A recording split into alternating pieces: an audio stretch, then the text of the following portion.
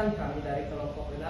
Di sini kami akan mempresentasikan tugas kelompok kewarganegaraan yang berjudul yaitu bagaimana hakikat, instrumentasi dan praktis demokrasi Indonesia berlandaskan Pancasila dan Undang-Undang Dasar 1945. Baik, sebelum kita melanjutkan materi pada hari ini, sebelumnya kita perkenalkan nama saya Nurul Sapali dengan NIM 08302425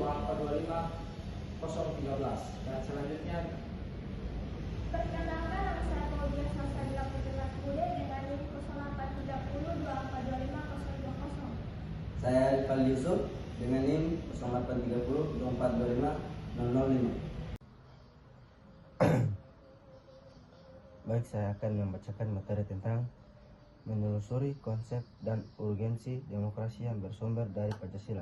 Apa demokrasi itu? Apakah demokrasi itu? Cobalah kemukakan pengetahuan awal Anda tentang demokrasi. Gagasan tentang demokrasi secara sederhana seringkali nampak dalam ungkapan, cerita atau mitos. Misalnya, orang Minangkabau membanggakan tradisi demokrasi mereka yang dinyatakan dalam ungkapan, bulat air di Pembuluh, bulat kata di Mufakat. Orang Jawa secara samar-samar menunjukkan tentang gagasan demokrasi dengan mengacu kebiasaan rakyat Jawa untuk pepe atau berjemur di muka keraton bila mereka ingin mengungkapkan persoalan hidupnya kepada raja. Ada juga yang mencoba menjelaskan dari cerita wayang bahwa Bima atau Werkudara memakai mahkota yang dinamai Gedung Mangkara Unggul, artinya sanggul, dandanan rambut yang tinggi di belakang. Hal ini diberi makna rakyat yang di belakang itu sebenarnya unggul atau tinggi, artinya berkuasa. Selanjutnya, menanya alasan mengapa diperlukan demokrasi yang bersumber dari Pancasila.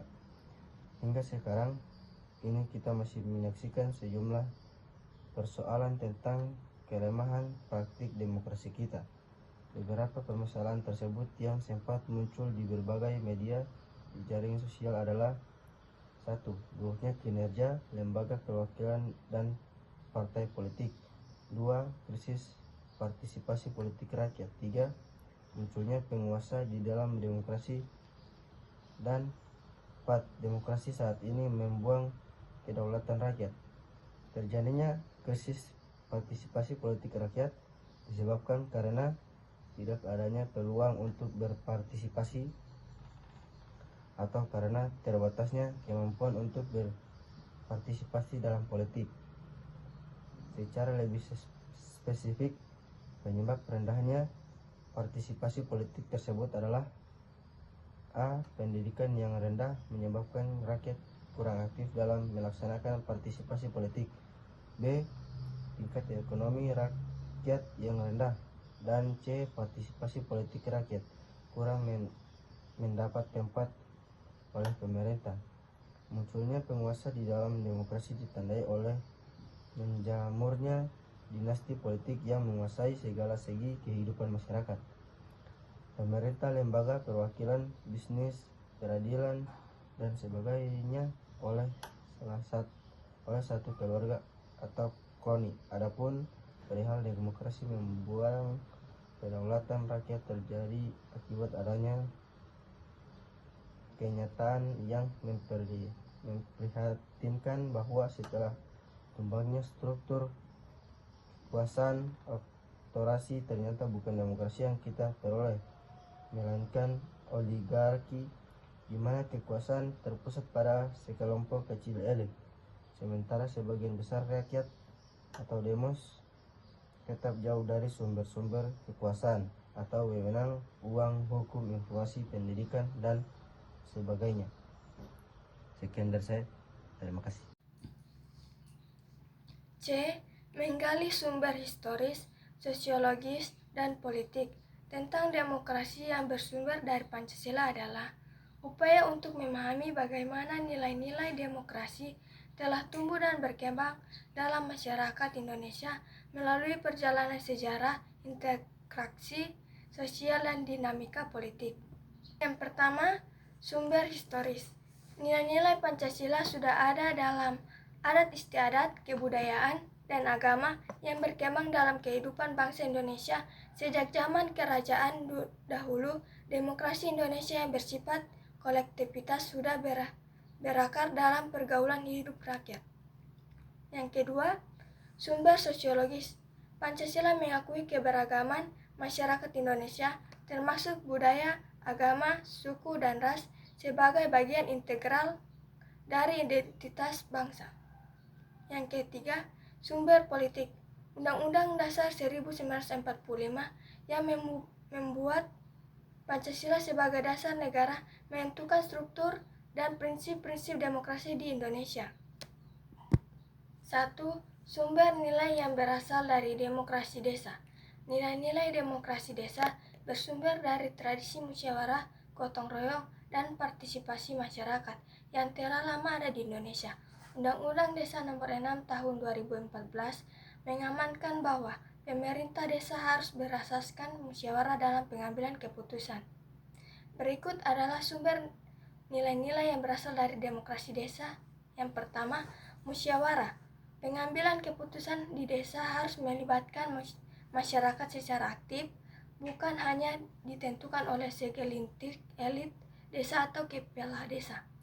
Musyawarah desa menjadi arena pertarungan kepentingan untuk mencapai konsensus.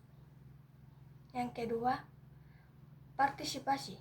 Masyarakat memiliki hak untuk turut mengawasi, menilai, dan menyuarakan aspirasi dalam proses pembangunan desa.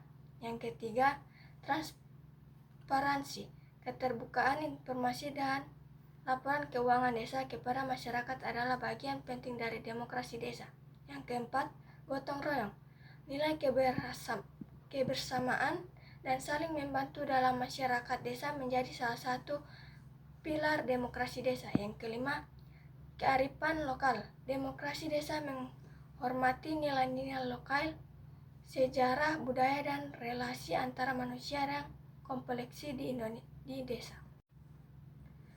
Kedua, sumber nilai yang berasal dari Islam.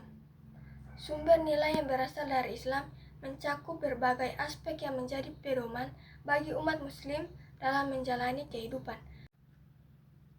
Peran ulama dan tokoh agama. Ulama dan tokoh agama memiliki peran penting dalam menjaga dan mengembangkan nilai-nilai Islam di Gorontalo. Mereka memberikan bimbingan dan nasihat kepada masyarakat serta menjadi contoh dalam mengamalkan ajaran Islam. Yang ketiga, sumber nilai yang berasal dari Barat. Sumber nilai yang berasal dari Barat mencakup berbagai prinsip dan gagasan yang berkembang di dunia Barat, Eropa, dan Amerika Utara, dan memengaruhi pandangan hidup serta sistem sosial di banyak negara.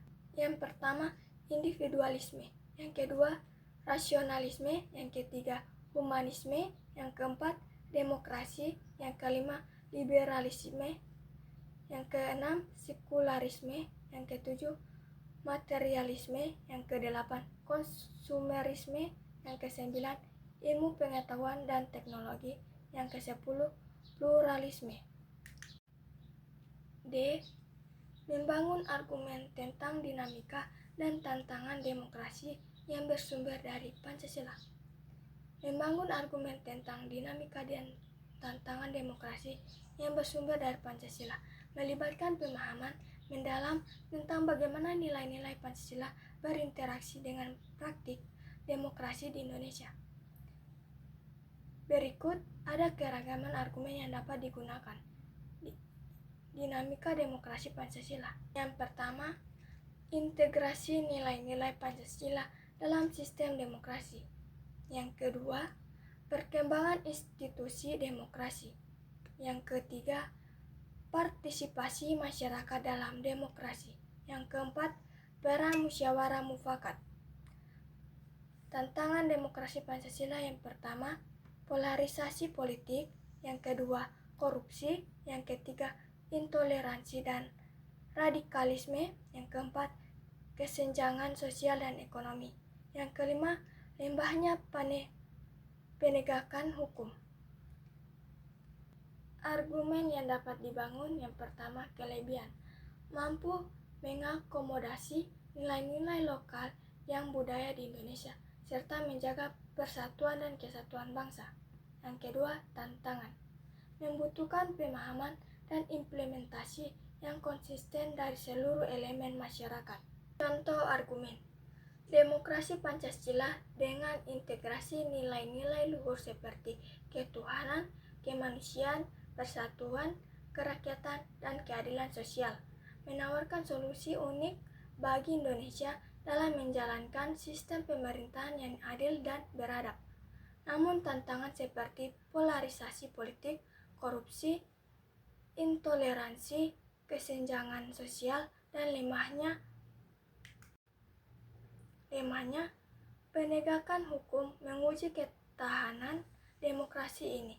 Untuk memperkuat demokrasi Pancasila diperlukan penguatan nilai-nilai Pancasila melalui pendidikan dan keteladanan, reformasi institusi demokrasi untuk meningkatkan transparansi dan akuntabilitas, serta memberdayakan masyarakat sipil untuk berpartisipasi aktif dalam mengawasi jalannya pemerintahan. 1. Majelis Permusyawaratan Rakyat. Majelis Permusyawaratan Rakyat (MPR) adalah lembaga tinggi negara dalam sistem ketentangan Indonesia. Berikut adalah informasi lebih lanjut mengenai MPR. Sejarah dan pembentukan. MPR dibentuk pada tanggal 29 Agustus 1945, sehari setelah proklamasi kemerdekaan Indonesia. Awalnya MPR memiliki kewenangan yang sangat luas, termasuk menetapkan garis-garis besar haluan negara GBHN. Komposisi keanggotaan. MPR terdiri dari anggota Dewan Perwakilan Rakyat (DPR) dan Dewan Perwakilan Daerah (DPD). Periode 2019 sampai 2024, 575 anggota DPR dan 136 anggota DPD, total 711 anggota MPR. Periode 2025 sampai 2029, 580 anggota DPR dan 152 anggota DPD, total 732 anggota MPR. Pimpinan MPR terdiri dari seorang ketua dan beberapa wakil ketua. Tugas dan wewenang. Setelah amandemen Undang-Undang 1945, kewenangan MPR mengalami perubahan. Saat ini MPR memiliki 3 kewenangan utama.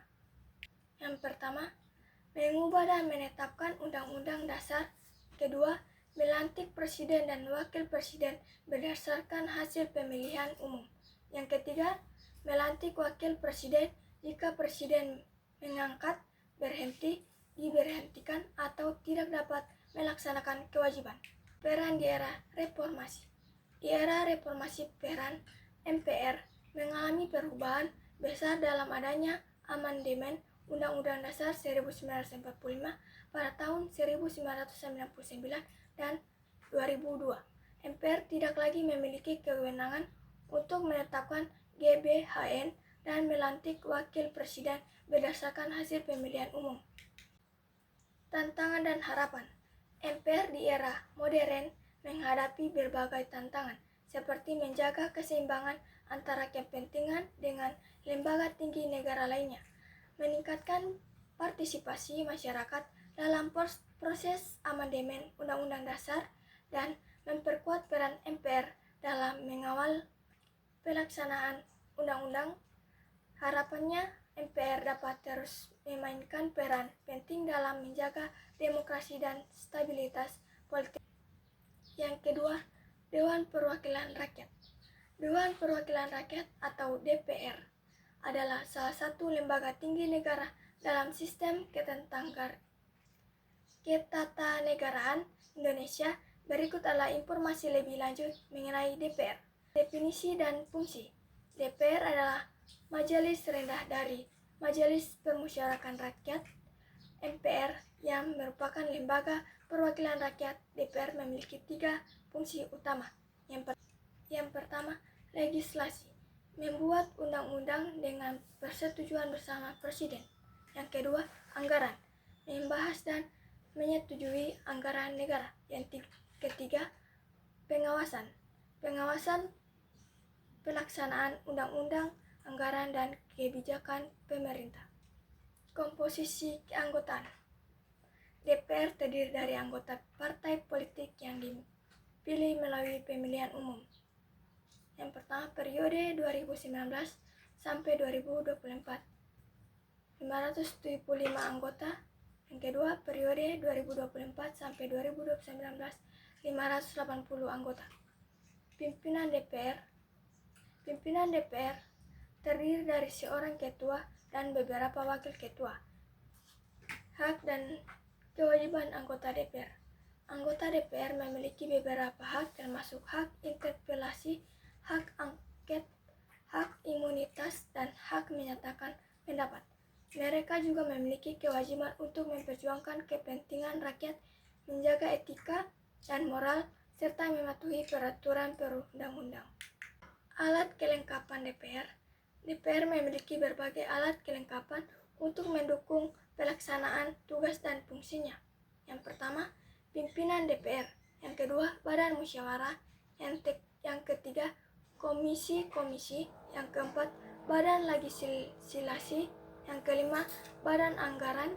Yang keenam, mahkamah kehormatan dewan. Yang ketujuh, badan kerjasama antar parlemen. Yang kedelapan, badan urusan rumah tangga. Yang kesembilan, panitia khusus. Sejarah DPR. DPR telah mengalami berbagai perubahan sejak awal kemerdekaan Indonesia. Yang pertama, masa awal kemerdekaan. Yang kedua, masa Republik Indonesia Serikat. Yang ketiga, masa demokrasi liberal. Yang keempat, masa Orde Lama. Yang kelima, masa Orde Baru. Yang keenam, masa reformasi. Yang ketiga, Dewan Perwakilan Daerah. Dewan Perwakilan Daerah atau DPD adalah salah satu lembaga tinggi negara dalam sistem ketatanegaraan Indonesia.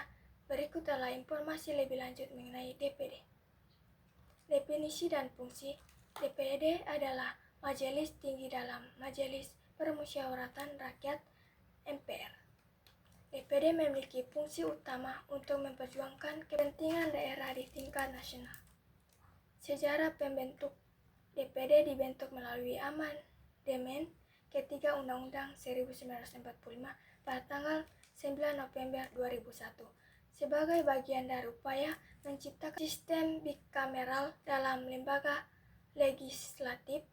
DPD merupakan hasil reformasi dari utusan daerah yang ada pada era sebelumnya. Anggota DPD sering disebut sebagai senator. Komposisi keanggotaan.